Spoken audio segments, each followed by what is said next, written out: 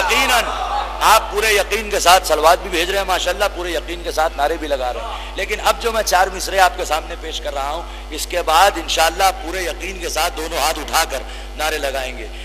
سعید شہیدی مرحوم کا ایک مصرع تھا کہیں، اور اس پہ میں نے 3 مصرے لگائے، اسی خطبہ افتخاریہ کے اس جملے کو ملحوظ نظر رکھتے ہوئے مولا نے کیا کہا؟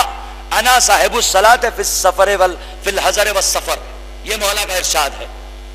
سفر حضر میں کبھی کم سوا نہیں ہوتی، بہت توجہ چاہتا ہوں، سفر حضر میں کبھی کم سوا نہیں ہوتی، ادا جو غیر کرے تو ادا نہیں ہوتی۔ یا علی یا علی یا علی یا علی یا علی یا علی یا علی۔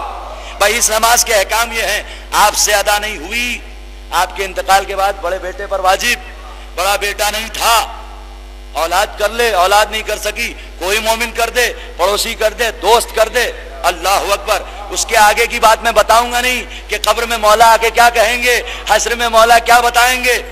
ہو سکتا ہے لوگ کہیں گے چاہتے ہوئے نماز ہی نہ پڑھے۔ صلوات بھیجے محمد اور آل سفر حضر میں کبھی کم سوا نہیں ہوتی، ادا جو غیر کرے تو ادا نہیں ہوتی، ادا جو غیر کرے تو ادا نہیں ہوتی۔ علی کے ذکر میں ہرگز کمی نہیں کرنا، علی کے ذکر میں ہرگز کمی نہیں کرنا، یہ وہ نماز ہے جس کی قضا نہیں ہوتی۔ نعرہ حیدری، مولا سلامت رکھے، یہ وہ نماز ہے جس کی قضا نہیں ہوتی۔ بلکہ مولا نے کہا بل لحن الصلاۃ، نہیں نہیں نہیں، یہی کافی نہیں ہے، بلکہ ہم خود نماز ہیں۔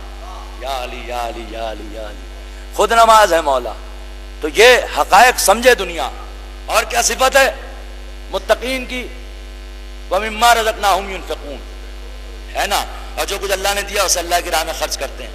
مجھے نہیں پتا، خدا کی قسم، آپ مجھے حساب لگا کر بتائیے، آج تک تو حساب نہیں لگا، کتنا امام حسین کے نام پر پوری دنیا میں خرچ ہوتا ہے عزاداری میں۔ مجھے بتائیے آپ، بھائی 2 مہینہ 8 دن آپ دیکھیں، میں مصائب کی طرف نہیں آ رہا، آپ کی آنکھیں بھر آئیں، یہ بھی تو ایک دولت ہے جو اللہ نے عطا کی ہے نا۔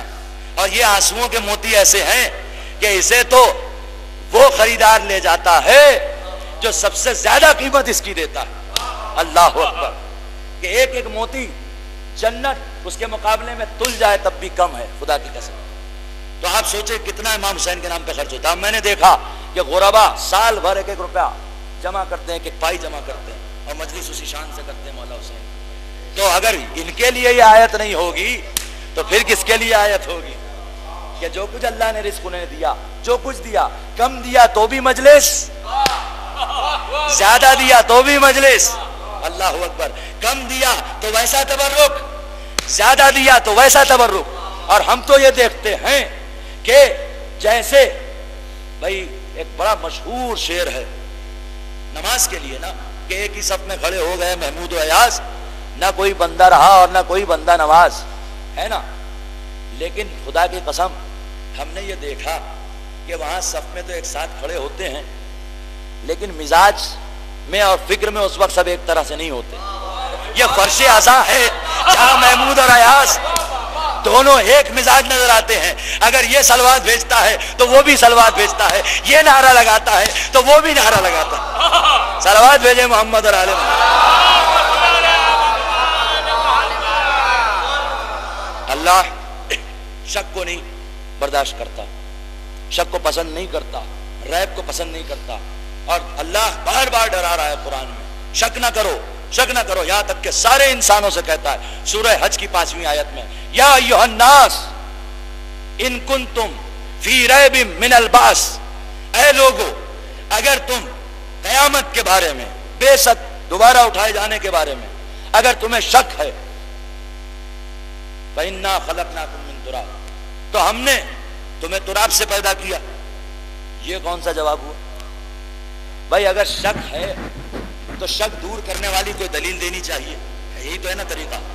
بھائی شک ہے تو یہ دلیل، شک ہے تو یہ ثبوت۔ یہ اللہ نے کیا کہہ دیا کہ اے انسانوں اگر تمہیں شک ہے کہ تم دوبارہ اٹھائے جاؤ گے تو یاد رکھو کہ ہم نے تمہیں تراب سے پیدا کیا، اللہ اکبر. تو باقی دلیلیں بعد میں ہوں گی.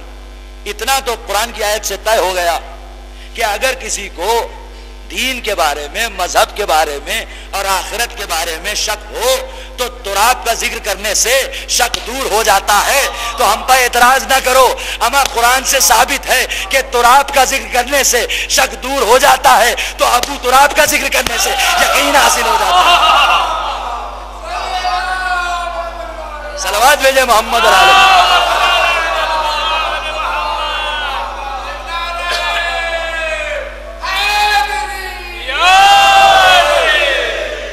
تراب کا ذکر کریں. اب قرآن میں تراب کہاں کہاں ہے اور اللہ نے کیا کہا ہے تراب کے بارے میں، بہت توجہ. ماشاءاللہ بڑے خوبصورت انداز میں آپ سماعت کر رہے ہیں. ایسا لگ ہی نہیں رہا کہ مجلسوں کا وہ سلسلہ کہیں ٹھہرا تھا. وہ کارواں، وہ قافلہ یوں ہی چل رہا ہے. آپ اسی انداز سے، اسی مزاج سے، اسی تیور سے سماعت کر رہے ہیں کہ اللہ نے تراب کا تذکرہ قرآن میں کہاں کہاں کیا. تو اللہ نے قرآن میں سورہ نبا میں یہ اعلان کیا کہ روز محشر یہ اعلان کرے گا کافر، وَيَقُولُ الْكَافِرُ يَا لَيْتَنِي كُنْتُ تُرَابًا. بہت توجہ چاہتا ہوں.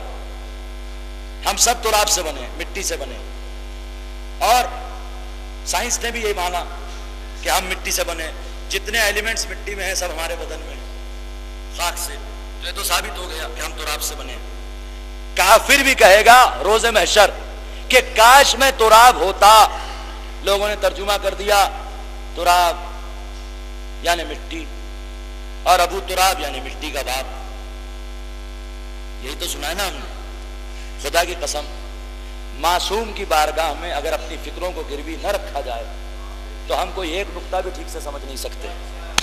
ابو تراب کے وہ معنی نہیں ہے جو ہم سمجھتے ہیں. امام جعفر صادق علیہ السلام،